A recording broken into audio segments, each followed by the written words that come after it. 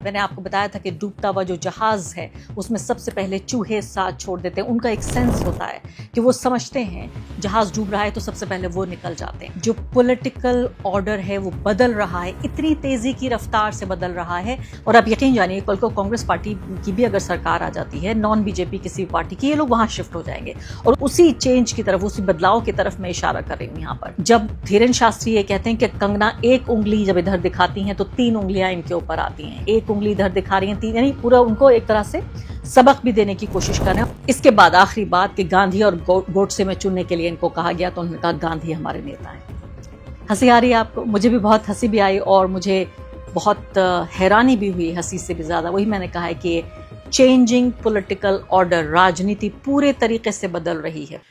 नमस्कार, स्वागत है आपका इस खास कार्यक्रम में। मैं हूं आरफा खानम शेरवानी। फरवरी के महीने से लेकर अब तक मैं लगातार आपको पश्चिम एशिया में कैसे हालात बदल रहे हैं, ईरान की जंग के दौरान और जंग के बाद भी पूरी दुनिया का जो ऑर्डर है, यानी जो तरतीब है कि कौन सा देश कितना ताकतवर होगा, कौन सा देश कहाँ होगा, मैं लगातार आपको इस बारे में सूचना देती रही हूँ। कई तरह के पॉडकास्ट किए हैं, खासकर प्रवीण साहनी जी के साथ। ये जो बदलता हुआ वर्ल्ड ऑर्डर है उसके बारे में आपको बताती रही हूँ। लेकिन आज इसी शब्द का इस्तेमाल कि वर्ल्ड ऑर्डर नहीं, भारत में जो पॉलिटिकल ऑर्डर है वो बदल रहा है। आज आपके सामने मैं वही गवाह और सबूत लेकर पेश हुई हूं जिसमें आपको ये बताना चाहती हूं कि भारत का जो पॉलिटिकल ऑर्डर है वो बदल रहा है, इतनी तेज़ी की रफ्तार से बदल रहा है कि पत्रकारों के लिए उसको रजिस्टर करना, उसको डॉक्यूमेंट करना, आपके सामने मैं कितने वीडियो आखिर बनाऊं जो आपको बताऊं कि पॉलिटिकल ऑर्डर जंतर मंतर के प्रोटेस्ट के बाद पूरे तरीके से रेडिकली बदल रहा है। मैंने आपको इससे पहले खबर सुनाई थी जब बाबा रामदेव, तथाकथित, जी हाँ, योगा टीचर जिनको प्यार से बाबा रामदेव कहा जाता है, उनके भक्तों के ज़रिए, जिनमें से ज़्यादातर लोग इस सरकार के भक्त हैं, सरकार के भी भक्त हैं, रामदेव के भी। रामदेव बड़े उन एडवोकेट्स में से, उन वकीलों में से माने गए नरेंद्र मोदी के। जाहिर है वो पूरी तरीके से बिजनेसमैन है, उनको जहाँ सत्ता नज़र आती है उस हिसाब से वो शिफ्ट हो जाते हैं, जहाँ उनका भला होता है, जहाँ कारोबार बेहतर होगा, वहीं उनकी लॉयल्टी, वहीं उनकी वफादारी होती है।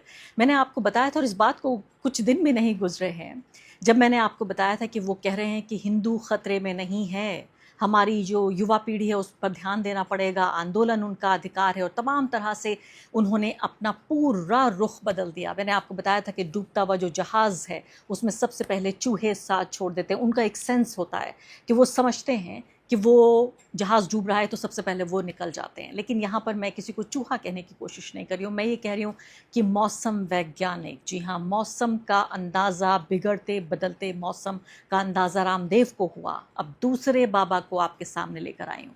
उनको बाबा बागेश्वर भी कहा जाता है। वैसे उनका नाम है धीरेन्द्र शास्त्री। कम उम्र के नौजवान आदमी है, चमकता हुआ चेहरा है। अक्सर इस तरह की बातें कहते हुए पाए जाते हैं। यानी मैं तो जाहिर है किसी की भक्त नहीं हूँ, दुनिया में ऐसा कोई बाबा नहीं बना जो मुझे अपना भक्त बना सके। मैं तो सिर्फ एक पॉलिटिकल जर्नलिस्ट होने के नाते दूर से इन लोगों को ऑब्जर्व करती हूँ कि आखिर क्या ये देते हैं समाज को, जो समाज इनका भक्त बन जाता है, इनके तमाम तरह की सभाओं में हिस्सा लेता है, इनको लाखों पति नहीं अरबों पति बना देता है। चलिए एक किस्सा अभी थोड़ी देर के लिए, सबसे पहले ये बताना चाहती हूँ कि कैसे रंग बदलती दुनिया में न कोई तेरा है न मेरा है। जो अब तक मोदी के थे वो किसी और के हो रहे हैं। रामदेव के बाद अब इस रंग बदलते भारत में बागेश्वर धाम ने कम से कम पिछले, बागेश्वर बाबा ने कम से कम पिछले 48 घंटे में उनके 5 मैंने इंटरव्यूज़ देखे हैं और बताया जा रहा है कि अभी वो जापान में हैं। वो हमारी राष्ट्रपति महोदया से भी मिले थे। इसके अलावा वहाँ उनसे एक कार्यक्रम में भाग लेने का भी उन्होंने अनुरोध किया। तो इन इंटरव्यूज़ में मैं आपके लिए क्या क्या नहीं करती। सोचिए आप, गोदी मीडिया के ये बड़े ही बदतरीन कार्यक्रम बैठ के घंटों आपके लिए देखे मैंने, ताकि आपको ये बता सकूं कि जो बदलता मौसम है उसका जो मिजाज है, आपके पास इतना वक्त नहीं होगा और मुझे पता है कि आप कि ये नियत भी नहीं है। आप में से बहुत सारे लोग कमेंट सेक्शन में मुझे बताते हैं कि आप छोड़ चुके हैं इन घटिया चैनल्स को देखना, लेकिन मेरा तो काम है, क्या कर सकते हो। देखा मैंने इन इंटरव्यूज़ में, सबसे बड़ी चौंकाने वाली बात जो समझ में आई वो ये थी कि पूरे तरीके से पाला बदल रहे हैं जो बागेश्वर हैं। ये जो धीरेन्द्र शास्त्री हैं, इसमें कई महत्वपूर्ण चीज़ें आपको बताना चाहती हूँ। क्यों ऐसा कह रही हूँ? ये मेरी कोई खाम ख्याली नहीं है, मेरी ख्वाहिश नहीं है, मेरा कोई ख्वाब नहीं है कि सारे बाबाओं को बीजेपी से शिफ्ट करके किसी और पार्टी में ले आऊँ। मुझे लगता है इनकी सिर्फ एक ही पार्टी है, वो है सत्ता की पार्टी। और आप यकीन जानिए, कल को कांग्रेस पार्टी की भी अगर सरकार आ जाती है, नॉन बीजेपी किसी भी पार्टी की, ये लोग वहाँ शिफ्ट हो जाएंगे। और उसी इशारे की तरफ, उसी चेंज की तरफ, उसी बदलाव की तरफ मैं इशारा कर रही हूँ यहाँ पर। तो इनको कहा गया टेलीविज़न इस इंटरव्यू में एबीपी पर कि ये तो पुखी बाबा कहलाए जाते हैं। मतलब इस तरह के नफ़रत परस्त लोग जो कि एक धर्म के नाम पर रैलियां करते हैं, हिंदू जगाओ रैली, हिंदू एकता रैली, हिंदू राष्ट्र बनाने के लिए इन्हीं बाबा ने रैली की थी। और पूरी जो हमारे देश की अलग अलग भाजपा सरकारों कि जो एडमिनिस्ट्रेशन थे राज्यों के, वो उनके कदमों में आकर बिखर गए थे। इनको फैसिलिटेट किया गया था, मंत्री और मुख्यमंत्री इनके साथ चल के उन रैलियों में हिस्सा ले रहे थे। अब वो ये कह रहे हैं कि जेनजी, आप सोचिए कि जेनजी के पाले में समर्थन में बागेश्वर आ गए हैं, धीरेन्द्र शास्त्री आ गए हैं। तो इनको इंट्रोड्यूस किया गया कि बड़ी पूकी बाबा हैं। पूकी बाबा का मतलब बहुत ही लवेबल इंसान, जिस पे प्यार आता है। मतलब धर्म के आधारित, धार्मिक राष्ट्रवाद पर आधारित ये राजनीति करते हैं ये लोग। अपने को ये आस्थावान कहते हैं इनके पास कोई जादू है, ये पर्ची वाले बाबा हैं और इनको पूकी कहा जा रहा है। तो ये क्या फरमा रहे हैं? तो ये पूरे तरीके से ये कह रहे हैं कि जेनजी को आंदोलन करने का अधिकार है। दूसरी बात वो ये कहते हैं कि हाँ, ये बात ज़रूर है, जेनजी को आंदोलन करने का अधिकार है। जेनजी शिक्षा, रोज़गार, विकास, इस सब से संबंध जेनजी का है, तो जेनजी को ये अधिकार होना चाहिए। तो पहली तो बात इन्होंने ये कही। दूसरी बात साथ साथ जोड़ दी ताकि इनके पूरे नंबर ना कट जाएं, थोड़े ही नंबर कटें। वो बोलने लगी कि भाई ये ज़रूर ध्यान रखना चाहिए कि टुकड़े टुकड़े गैंग के साथ इनको नहीं रहना चाहिए, हमारी संस्कृति नहीं भूलनी चाहिए। और उसके बाद जब एंकर ने पूछा कि ये बताइए महोदय कि अभी जो बांग्लादेश और नेपाल में हुआ, क्या उस तरह का कुछ होने वाला है? तो कहने लगे अभी वहाँ तक बात नहीं पहुँची है, लेकिन हम अभी बॉर्डर पर हैं। यानी कह रहे हैं हालात बहुत ख़राब हैं।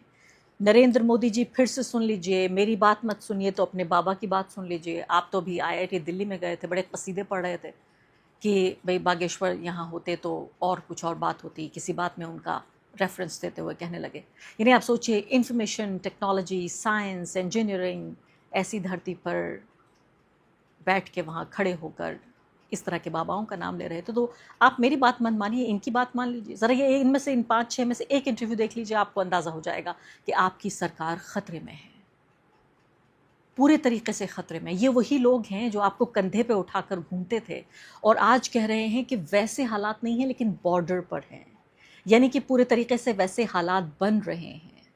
तो पहले उन्होंने कहा कि अधिकार है, जेनजी के साथ आ गए, कह रहे हैं आंदोलन ज़रूरी है, आंदोलन ज़रूरी है। याद है आपको शाहीन बाग के लोग, औरतें शाहीन बाग की और वो युवा जो जामिया के थे, जेएनयू के थे, एएमयू के थे, वो सड़कों पर उतरे थे। कुछ लोग, कुछ दर्जन लोग, क्या सलूक उनके साथ किया गया था। मतलब हमेशा हमेशा के लिए उनकी ज़िंदगी तबाह करने की कोई ऐसी नापाक कोशिश नहीं थी जो इस हुकूमत ने, और इस हुकूमत के जो बाबा हैं, ये सत्ता के जो बाबा हैं, दरबारी बाबा। मुग़लों के ज़माने में होता था कि उनके दरबार में रत्न हुआ करते थे कि भाई अकबर के 9 रत्न हैं और फ़लाँ के दरबारी, वही दरबारी बाबा हैं जो धर्म को सिर्फ बेचने का काम करते हैं। तो ये कह रहे हैं सीधे तौर पर कि फुहड़ता नहीं होनी चाहिए, लेकिन आंदोलन ज़रूरी है। उन बच्चों के साथ, उन लड़कों के साथ क्या सलूक किया गया, लड़कियों के साथ क्या सलूक किया गया। सफूरा जरगर को मैं याद दिलाना चाहती हूँ, गर्भवती लड़की को कितने दिन उन्होंने जेल में रखा। उमर खालिद, उसकी किस्मत को ऐसा लगता है कि पूरे तरीके से सत्ता के एक फ़ाइल में जैसे बंद कर दिया गया है। लेकिन यहाँ पर कह रहे हैं आंदोलन ज़रूरी है। पहले आंदोलन कितना ख़राब शब्द हुआ करता था। मेरे पास राइट्स नहीं, आपको ये वीडियो मैं नहीं दिखा पा रही हूँ, लेकिन आपको ये बताने की कोशिश कर रही हूँ कि इन वीडियोज़ के ज़रिए आप ये अंदाज़ा लगाइए कि कैसे मौसम बदल रहा है। अब उसके बाद क्या बात आती है, कंगना रनावत की बात आती है कि भाई कंगना जो हैं उन्होंने तो गटर जनरेशन कहा था। दिनेश गौतम बेहतरीन एंकर हैं, मतलब दरबारी मीडिया का हिस्सा होने के बावजूद TV9 पर ये इंटरव्यू है, मैं यहाँ पर ऑन रिकॉर्ड उनकी तारीफ़ कर रही हूँ। बहुत अच्छा उन्होंने इंटरव्यू लिया और हर तरह से बाबा को एक तरह से कॉर्नर करने की कोशिश की, तमाम सख्त सवाल पूछे। या तो उनको ये निर्देश था कि ये पूछ सकते हैं, या मुझे लगता है कि शायद अपनी खुद की बहादुरी से वो ये सवाल पूछ रहे थे, मुझे नहीं मालूम। उनसे पूछा गया कि गटर पीढ़ी कहा गया कंगना रनावत के ज़रिए, तो रामदेव, आपको मालूम, उन्होंने कहा था कि उनकी जवानी और उनका बचपन कैसे गुजरा और ख़ुद अपने गिरबान में झांक के देखें और पार्टी को इस पर संज्ञान लेना चाहिए। यहाँ बागेश्वर को जब पुश किया गया धीरेन्द्र शास्त्री को, तो यहाँ पलट गए बाबा, कहने लगे कि हाँ हाँ, कंगना रनावत को, पार्टी को एक्शन लेना चाहिए। इस बात को हाँ बोला इन्होंने इस इंटरव्यू में कि हाँ, पार्टी को एक्शन लेना चाहिए। आप सोचिए कि खुद बीजेपी की member of parliament Narendra Modi के नज़दीक बताई जाती हैं, अमित शाह के भी नज़दीक बताई जाती हैं, और उनके खिलाफ इस तरह से पब्लिक स्टैंड ले रहे हैं ये लोग, जबकि इनके पूरा बिजनेस जो इंटरेस्ट है, आप सोचिए कि ये पूरा जो एम्पायर है, बाबाओं ने ये जो आस्था के इर्द गिर्द ये तैयार किया है, ये पूरा एम्पायर, ये पूरा कारोबार, ये पूरा साम्राज्य बिना सत्ता की सांठ गांठ के कुछ हफ्ते नहीं चल सकता, कुछ साल तो भूल जाइए आप। तो सीधे तौर पर ये रिस्क ले रहे हैं, क्योंकि इनको पता है कि ये रिस्क लेना ज़रूरी है। इधर सत्ता से सांठ गांठ तो ज़रूरी है ही, लेकिन अगर उधर पब्लिक में इनका जनाधार ही ख़त्म हो गया तो फिर बचेगा क्या? फिर इनको सुनने कौन आएंगे? इनकी सभाओं में कौन लोग आएंगे? तो इसलिए भी इस बात का अंदाज़ा लगाइए। तो सीधे तौर पर उन्होंने कहा कि हाँ, एक्शन लेना चाहिए, लेकिन साथ साथ ये भी कह रहे हैं कि ये साजिश है अमेरिका की। जी हाँ, जिस नरेंद्र मोदी जो कहते थे विश्व गुरु बनाएंगे, डोनाल्ड ट्रंप उनके इतने करीबी दोस्त हैं, डोनाल्ड ट्रंप और नरेंद्र मोदी जब मिलते हैं तो एक बिजली सी कड़कती है। याद है आपको? कौन सी दरबारी एंकर थी जिन्होंने ये कहा था कि बिजली सी कड़कती है जब डोनाल्ड ट्रंप और नरेंद्र मोदी मिलते हैं? और अब की बार ट्रंप सरकार, आज कहा जा रहा है कि अमेरिका की साजिश है। अमेरिका चाहता है कि भारत के बाज़ारों पे कब्ज़ा कर ले, इसलिए फेसबुक, ट्विटर, इंस्टाग्राम, यूट्यूब, ये सारे ऐप्स के ज़रिए, जो कि अमेरिका और अमेरिकी कंपनियों के ज़रिए संचालित ये ऐप्स हैं, इसके ज़रिए एल्गोरिदम चेंज किया जा रहा है, और इसीलिए हमारे छात्रों को, हमारे युवाओं को भड़काया जा रहा है। जिन छात्रों को जाना था भजन क्लबिंग, वो जा रहे हैं जंतर मंतर प्रोटेस्ट कर रहे हैं। जिन बच्चों को जाना था कांवड़ यात्रा में, वो बच्चे जाके अपने स्कूलों की स्थिति सुधारने की कोशिश कर रहे हैं। वो सड़कों पर आकर मांग कर रहे हैं कि हमारे पास सड़क नहीं है, स्कूल में पंखा नहीं है, बिजली नहीं है, टॉयलेट नहीं है, टीचर नहीं आते, प्रिंसिपल को इस्तीफ़ा देना चाहिए, यहाँ पढ़ाई नहीं होती, हमारा भविष्य ख़राब हो रहा है। वो बच्चे सड़कों पे आ गए, वो युवा जो भजन क्लबिंग में जा रहे थे, जिसके लिए आपको याद है नरेंद्र मोदी जी का एक बयान आया था, बड़े खुश हो रहे थे कि मुझे बड़ा अच्छा लगा ये देखकर कि हमारे युवा भजन क्लबिंग में जा रहे हैं। तो अब नरेंद्र मोदी जी उतने ही बेचारे उदास हो गए होंगे कि भजन क्लबिंग से ये बच्चे, तो देखिए युवा हमारे तो जा रहे हैं, जंतर मंतर पे प्रोटेस्ट मार्च कर रहे हैं, हर दूसरी बात पे धमकी दी जाती है कि अगर आप ऐसा नहीं करेंगे तो आंदोलन कर दिया जाएगा। तो ये सोचिए आप पूरे तरीके से कि किस तरह से, जब धीरेन्द्र शास्त्री ये कहते हैं कि कंगना एक उंगली जब इधर दिखाती हैं तो 3 उंगलियां इनके ऊपर आती हैं, एक उंगली इधर दिखा रही हैं, 3, यानी पूरा उनको एक तरह से सबक भी देने की कोशिश कर रहे हैं, और पार्टी को एक्शन लेना चाहिए। और ये भी कहा जा रहा है कि भाई कॉकरोच पार्टी पे अपनी राय दीजिए, तो कह रहे हैं ये तो लोकतंत्र है, आंदोलन करना तो अधिकार है, उन्होंने कॉकरोच पार्टी बनाई तो आप हिट पार्टी बना लीजिए, यानी कॉकरोच से हिट कर दीजिए। इसके अलावा 2 और महत्वपूर्ण चीज़ें, इसी जो तमाम इंटरव्यूज़ हैं, मैं अलग अलग इंटरव्यूज़ को एक तरह से आपके सामने कंपाइल करके मैं ये बता रही हूँ कि चंदा चोरी के मामले में काफ़ी उन्होंने गंभीरता से और बहुत ही सख्त शब्दों का इस्तेमाल करते हुए कहा कि उनको दिल को आघात पहुंचा है और भगवान इनको दंड देगा और महापाप का महादंड होगा, इस तरह के शब्दों का इस्तेमाल किया। साफ साफ ये भी कहा कि अगर मेरे दफ्तर में या मेरे आश्रम में कुछ हो रहा है तो मैं ये नहीं कह सकता कि सिर्फ जो निचले दर्जे के, नीचे जो लेवल के कर्मचारी हैं उनका दोष है, जिम्मेदारी मेरे ऊपर आती है। यानी सीधे तौर पे हमारे मंत्रियों को, प्रधानमंत्री को, मुख्यमंत्री को कह रहे हैं कि अगर उनके रहते हुए, उनके ज़ेर तले अगर ऐसा हो रहा है तो इसकी पूरी जिम्मेदारी उन लोगों की है जो बड़े नेता हैं। सीधे तौर पर आप देखिए मुख्यमंत्री और प्रधानमंत्री की तरफ इशारा कर रहे हैं।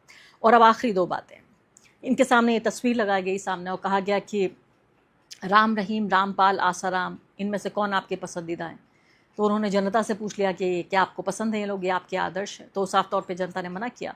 तो उन्होंने कह दिया ये लोग कोई संत नहीं है, ये हमारे आदर्श नहीं है। ये तीनों लोग, ये तीनों तथाकथित बाबा या संत नरेंद्र मोदी के लिए बाकायदा वोट मांगते हैं, उनके विचारधारा के स्तर पर हर तरह से नरेंद्र मोदी के साथ रहते हैं। बल्कि राम रहीम को तो ये वर्ल्ड रिकॉर्ड बना हुआ है कि कितनी बार उनको पैरोल पर बाहर लाया गया है ताकि वो जो स्थानीय चुनाव हो रहे हैं या राज्य के चुनाव होते हैं वहाँ असर डालकर बीजेपी को जिता सकें। और इसके बाद आखिरी बात कि गांधी और गोडसे में चुनने के लिए इनको कहा गया, तो उन्होंने कहा गांधी हमारे नेता हैं। हंसी आ रही है आपको? मुझे भी बहुत हंसी भी आई और मुझे बहुत हैरानी भी हुई, हंसी से भी ज़्यादा। वही मैंने कहा है कि चेंजिंग पॉलिटिकल ऑर्डर, राजनीति पूरे तरीके से बदल रही है, पूरे तरीके से पॉलिटिकल ऑर्डर भारत में बदल रहा है। रवि किशन और कंगना रनावत की तस्वीर दिखा के बोला तो पूरे तरीके से उन्होंने अपने आप को अलग कर लिया और कहा कि दोनों ही मेरे नेता नहीं हैं। तो अगर रामदेव बदल रहे हैं, सुहेल सेठ बदल रहे हैं, अगर धीरेन्द्र शास्त्री बदल रहे हैं, तो तो आप यकीन जानिए कितना कुछ ऐसा है जो बदल रहा है, जिसको हम देख पा रहे हैं, और ऐसा भी जिसको हम नहीं देख पा रहे हैं।